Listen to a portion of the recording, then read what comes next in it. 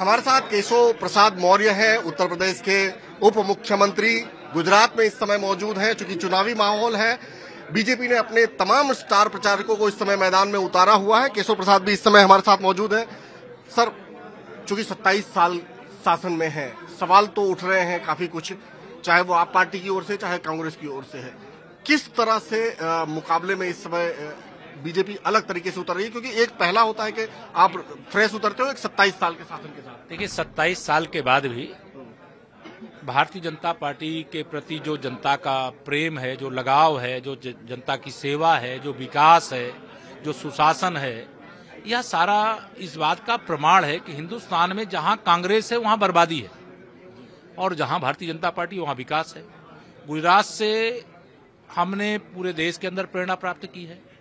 गुजरात में 27 साल बाद भाजपा अपना ही रिकॉर्ड जनता के आशीर्वाद से, कार्यकर्ताओं के परिश्रम से डबल इंजन के बल पर तोड़ने जा रही है।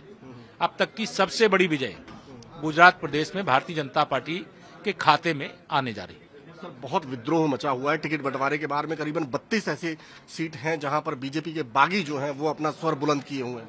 देखिए, मुझे विश्वास है कि जो आपको बागी के रूप में दिखाई दे रहे हैं वो भाजपा के कार्यकर्ता हैं और भारतीय जनता पार्टी के कार्यकर्ता का कोई निर्णय नेतृत्व के द्वारा जो लिया जाता है, चुनाव से पहले यानी प्रत्याशी घोषित होने से पहले कार्यकर्ता टिकट मांगते हैं, कई कार्यकर्ता मांगते हैं, मिलता एक को है। तो बाकी सब कुछ भूल करके एक नारा देश में इस समय चलता है कि बाकी सब कुछ जाओ भूल, याद रखिए नरेंद्र मोदी और कमल का फूल। नरेंद्र मोदी से ही याद आया, कल स्टेडियम के नाम बदलने को लेकर बात हुई और मधुसूदन मिस्त्री ने कहा कि हम उनकी औकात दिखाना चाहते हैं। देखिए, मैं नहीं जानता, आदरणीय मधुसूदन जी ने कांग्रेस के एक जिम्मेदार नेता हैं, उन्होंने माननीय मोदी जी के प्रति इस प्रकार का भाव दिखाने से पहले अपनी जो नेता हैं श्रीमती सोनिया गांधी जी को, श्री राहुल गांधी जी को, श्रीमती प्रियंका वाड्रा जी को, सबको लेकर के जाते भारत रत्न सरदार वल्लभ भाई पटेल की उस विश्व की सबसे ऊंची प्रतिमा के जाके दर्शन कराते, तब इस प्रकार के सवाल उठाते। ये छोटी बातें करना उनकी आदत है और माननीय नरेंद्र मोदी जी का अपमान हिंदुस्तान नहीं सहन कर सकता, गुजरात कैसे सहन करेगा? और इस प्रकार के अपमानजनक भाषा बोलने वालों को जवाब देने का काम गुजरात की जनता करेगी। किशोर जी, एक शिकायत यहाँ पर रही है कि उत्तर भारतीयों को इतना प्रतिनिधित्व नहीं मिलता। नहीं, ये उत्तर भारतीयों का प्रतिनिधित्व यही है कि उत्तर प्रदेश से, काशी से चुनकर आने वाले आदरणीय सांसद देश के प्रधानमंत्री हैं।